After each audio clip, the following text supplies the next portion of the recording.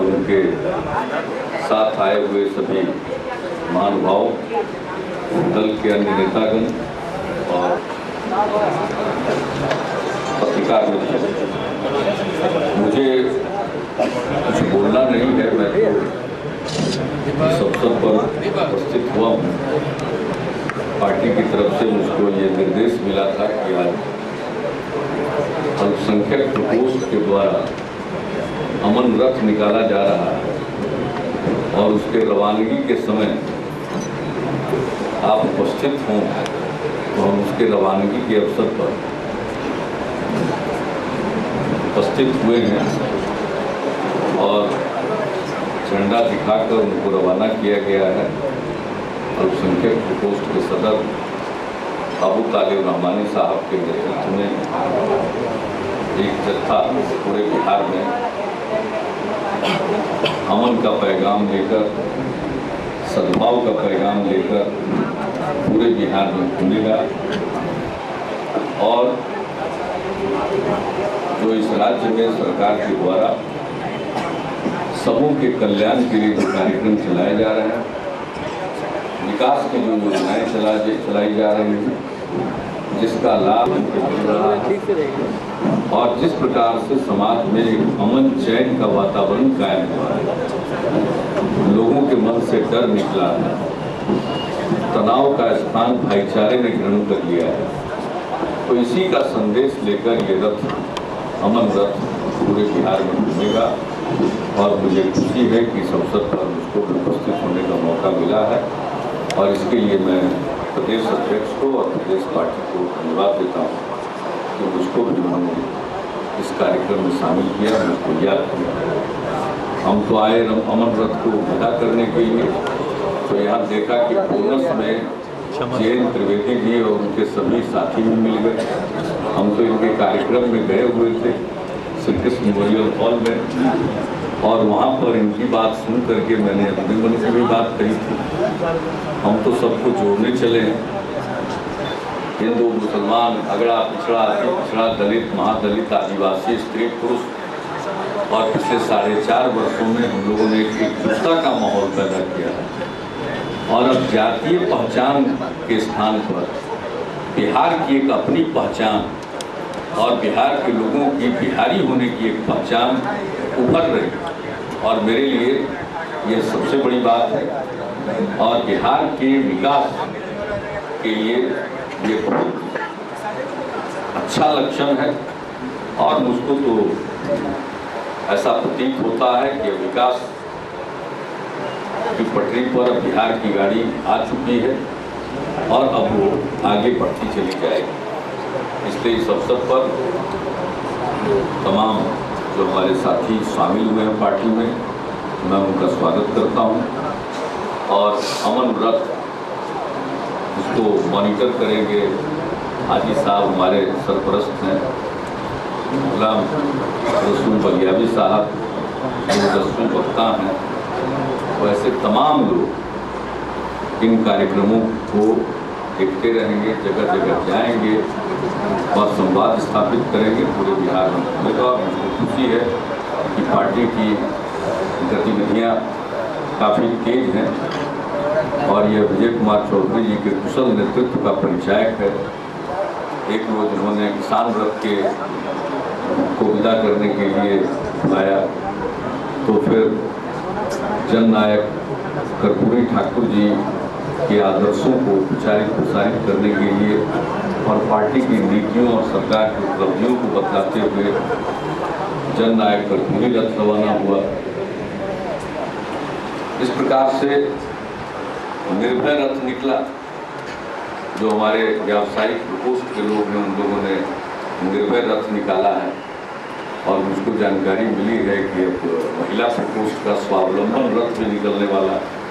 तो सभी का एक अपना संदेश है और सुस्पष्ट संदेश है और कुल मिलाकर के हम लोगों का एक ही संदेश है और वह है समाज के सभी वर्गों के बीच में भाईचारे का भाव और बिहार की तरक्की, बिहार की खुशहाली और इस प्रकार का विकास जिसमें बिहार के हर क्षेत्र का विकास हो, और बिहार के हर समुदाय की उसमें भागीदारी हो और उसका लाभ समाज के हर तबके तक पहुँचे, यही हमारा लक्ष्य है। और पिछले 4.5 वर्षों से बिहार के लोगों ने जो काम सौंपा, हम सब मिलकर उसी दिशा में अपना काम अंजाम कर रहे हैं।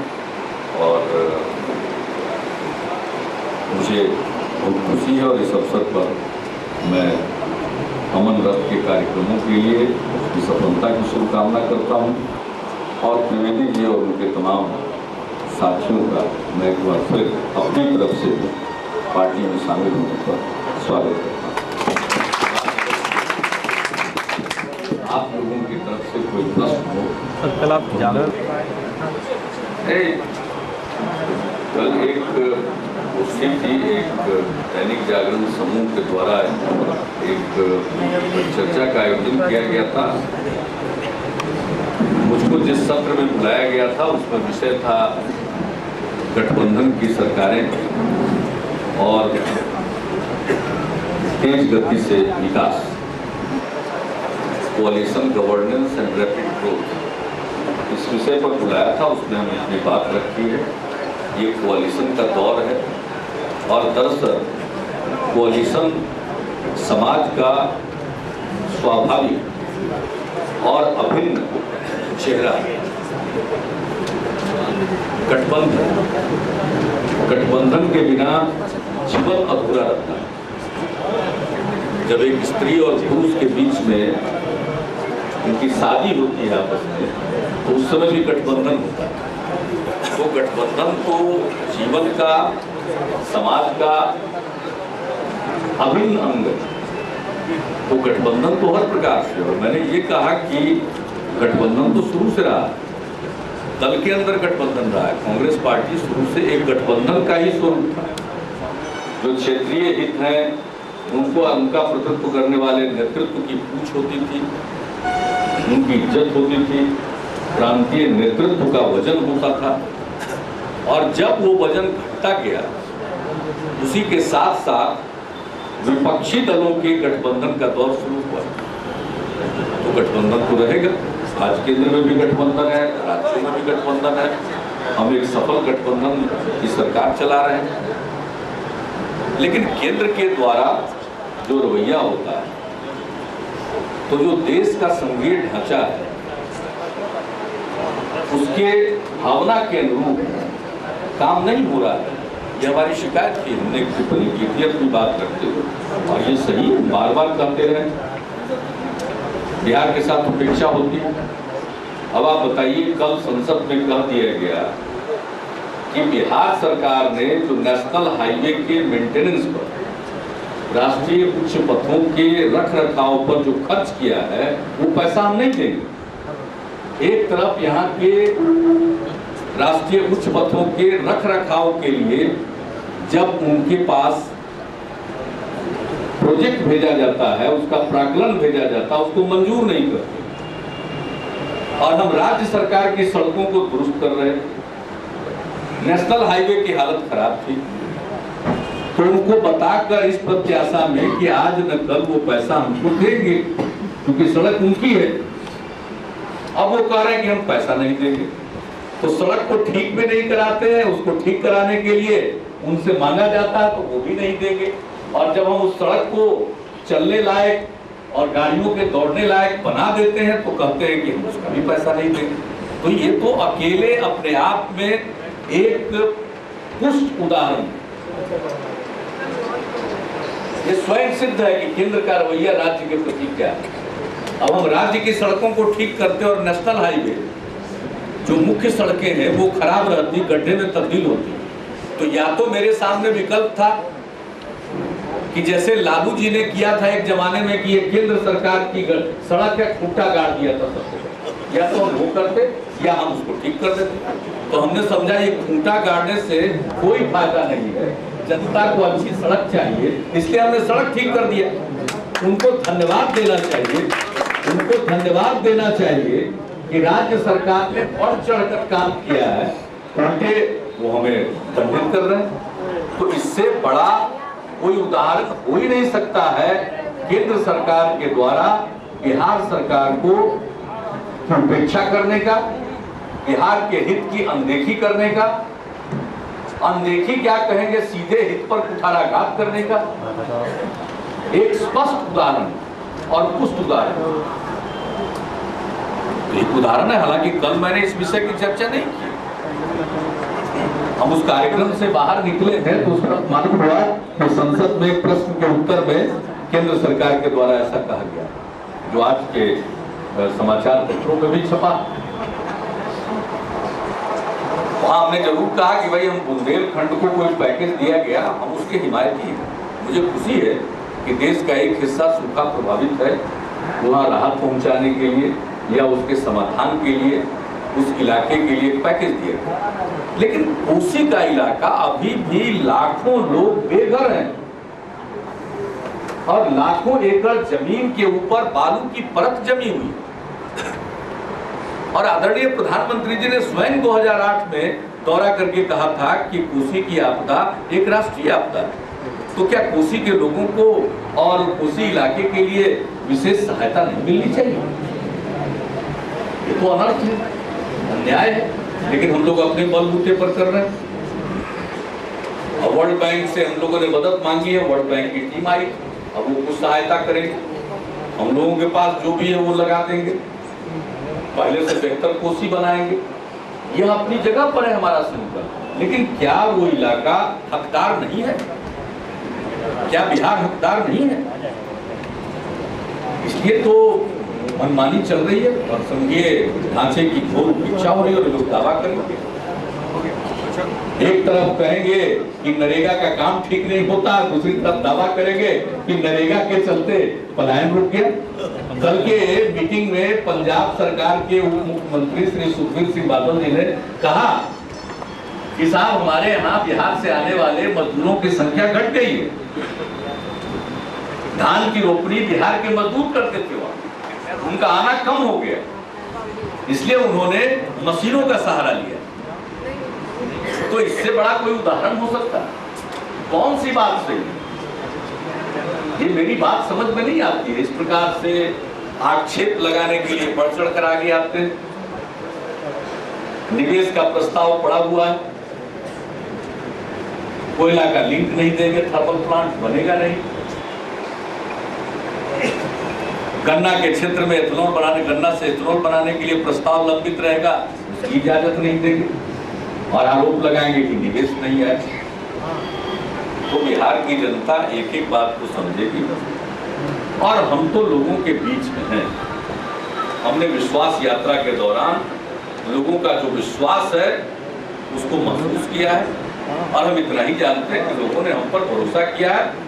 हम उनके भरोसे के लायक काम करने की जीतोड़ कोशिश करते हैं और जब तक जनता का आदेश है तब तक हम काम करते रहेंगे और बिहार के हक की लड़ाई लड़ते रहेंगे और जो हमारे पास है संसाधन उससे बिहार के विकास का काम करते हैं। जब फोन टैपिंग मामले में सरकार द्वारा अभी तक कोई स्पष्टीकरण नहीं मिला, देखिए हमको उसके बारे में कुछ नहीं कहना है। ये एक समाचार पत्रिका ने इस खबर को छापा है और पूरा रिसर्च करके उन्होंने छापा था, वो रिपोर्ट सबके सामने है और गृह मंत्री जी का बयान आया कि ऐसा किसी ने ऑथराइज नहीं किया। ये और भी खतरनाक बात है। इसमें होना ये चाहिए कि देश की सुरक्षा के लिए इस प्रकार के इक्विपमेंट लिए जाते हैं, जरूर लिए जाए, लेकिन उसके उपयोग के बारे में गाइडलाइन उसका कोई ना कोई मॉनिटरिंग होना चाहिए, कोई ना कोई उसको देखे, वरना किसी के हाथ में आप कोई मशीन दे देंगे और उसके बाद उसकी जो मर्जी इस्तेमाल करे। तो इसके ऊपर एक पार्लियामेंट्री सुपरविजन जरूर होना चाहिए। अगर मुझसे कोई पूछे तो हम इतना कहेंगे, बाकी मुझको क्या परवाह है, कोई चिंता है ही नहीं, करते रहें, थक जाएंगे, सुनते रहेंगे, क्या फर्क पड़ता है। भंडाफोड़ यात्रा निकलने वाली है। देखिए ना, लोगों को हम एक ही बात पर बिहार में करते हैं, लोग बैठे रहेंगे कुछ न कुछ तो करते ही रहेंगे, करने दीजिए। आप ना ही ना भंडा फोड़ेंगे। अच्छा ये बताइए कि अब यात्रा करने लायक सड़क हो गई ना, आप नहीं ना भंडा फोड़ेंगे। कल सड़क नहीं थी, अब हमने सड़क बनवा दिया, घूमे लोग बढ़िया घूम रहे हैं। लालू जी को डर है कि उनके घर के बाहर भी गाड़ी तो वो तो पूरा खुल करके सामने नहीं आए, अपना समझे। हमको फोन किए थे तो हमने बता दिया था कि आप सचेत रहिए, आप ही ज्यादा बतियाते रहते हैं। आपको बोले थे वो कोर्ट तो बंद करने के लिए। वो तो एक अलग किस्म के आदमी हो, तो मजा लेने के लिए फोन किए थे, तो हमने उनको वापसी कहा कि हमको कोई चिंता नहीं, अपनी चिंता है। तो कोर्ट वोर्ट में बात कर रहे हैं कि नहीं आप? हम तो आपसे जैसे बात करते हैं वैसे ही बात करते रहेंगे। अरे उसमें क्या छापा, बिहार को और ज्यादा मिलना चाहिए, ही ना बातचीत है। तो इसी तरह की बात लोगों को मिलेगी, की बात लोगों को मिलेगी, और क्या मिलेगा। हम तो बिहार के लिए जीते हैं, तो बिहार की चिंता करते रहते।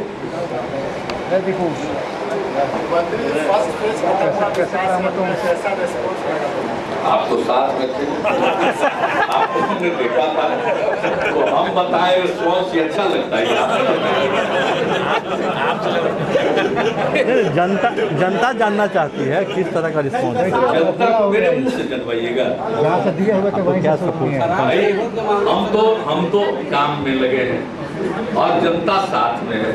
देख आप रहे थे, निष्पक्ष हाथ में, आपने बताइएगा जनता का इसमें दूसरा कौन बताएगा, हम बताएं।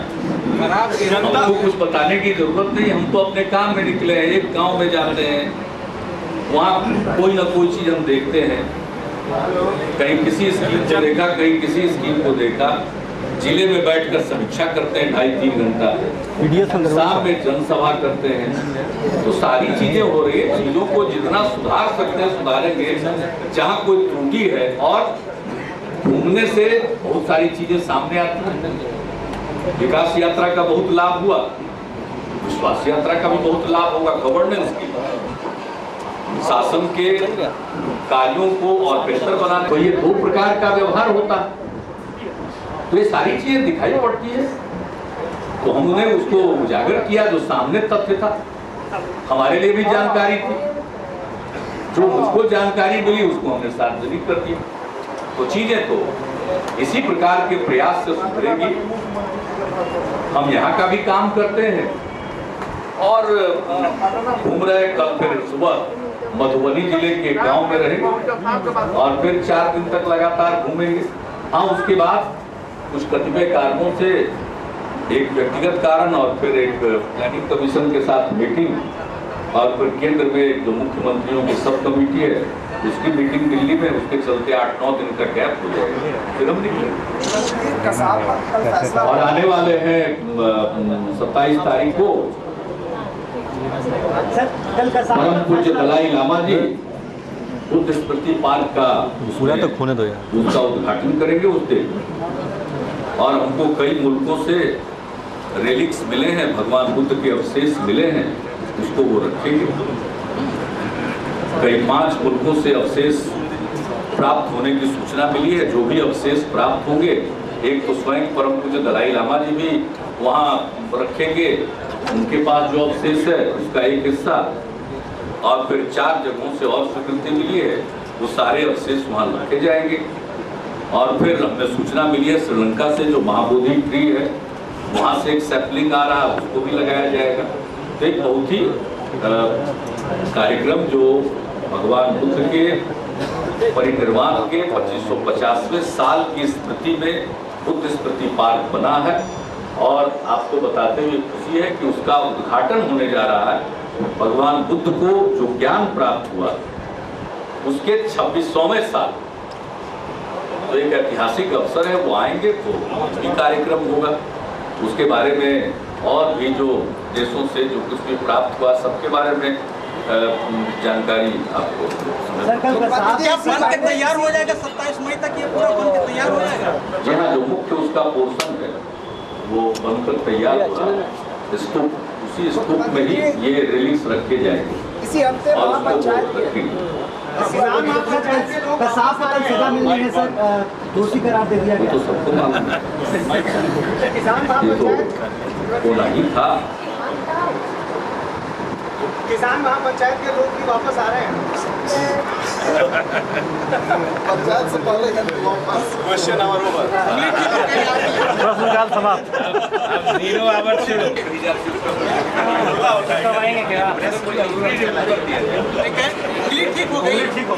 आप लोगों को बहुत धन्यवाद देता हूँ कि आप लोगों ने इतनी चिंता दिखाई। सब अखबार ने हम सोचे भी नहीं थे।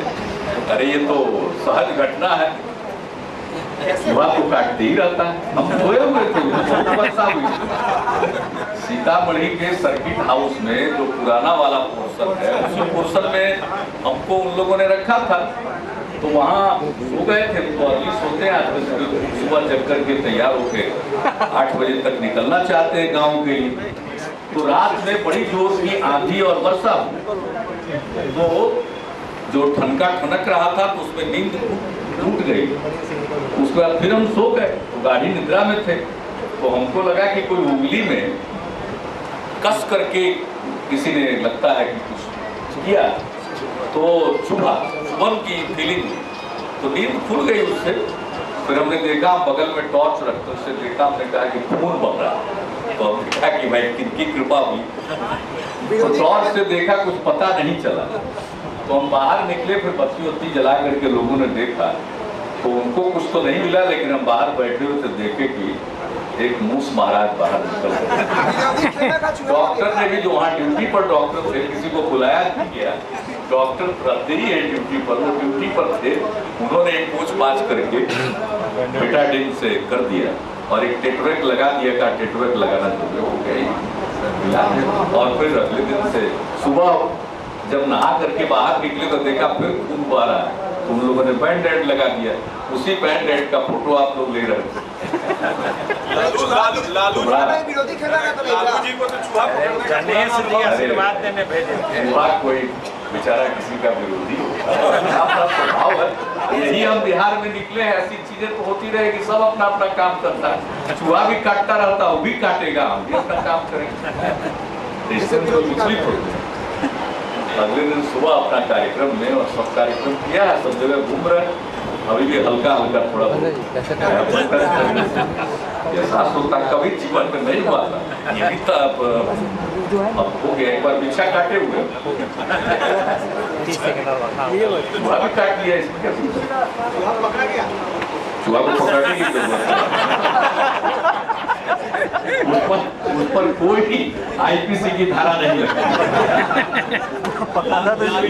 अगर चूहा किसी को काट ले तो उस पर आईपीसी की कोई दफा नहीं लगती। एंजॉय कीजिए। आप लोगों को भी लगा, बहुत आदमी को लगा चूहा काट दिया, हमको भी लगा कि आज तक एक्सपीरियंस नहीं था। एक्सपीरियंस नहीं गया। वैसे मुख्यमंत्री को काटने का दूसरे को नहीं काटते हैं। चूहा डिश को भी आपने टर्न डाउन कर दिया। सबको तो पहले ही टर्न डाउन कर दिया।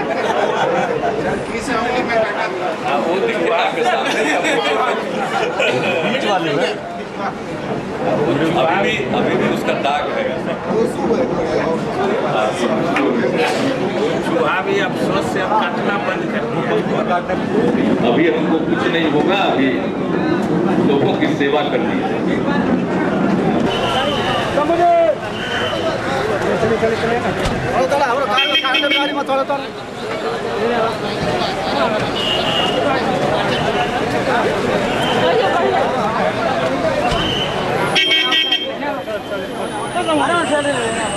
हाँ